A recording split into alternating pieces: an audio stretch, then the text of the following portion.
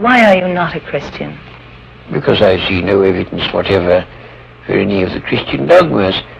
I've examined all the stock arguments in favor of the existence of God, and none of them seem to me to be logically valid.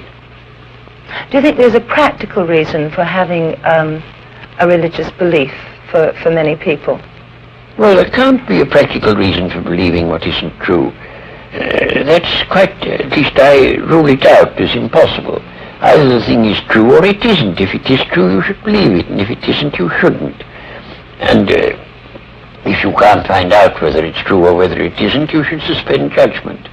But you can't, it seems to me, a fundamental dishonesty and a fundamental treachery to intellectual integrity to hold a belief because you think it's useful and not because you think it's true. Well, I was thinking of those people who find that some kind of religious code helps them to live their lives. It gives them a very strict set of rules, the rights and the wrongs. Yes, but you know, those rules are generally quite mistaken. A great many of them do more harm than good, and they would probably be able to find a rational morality that they could live by if they dropped this irrational, traditional, taboo morality that comes down from savage ages.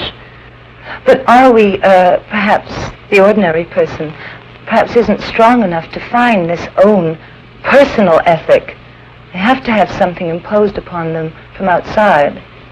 Oh, I don't think that's true. And what is imposed on you from outside is of no value whatever. It doesn't count. Well, you were brought up, of course, as a Christian. When did you first decide that you did not want to remain a believer in the Christian ethic? I never decided that I didn't want to remain a believer.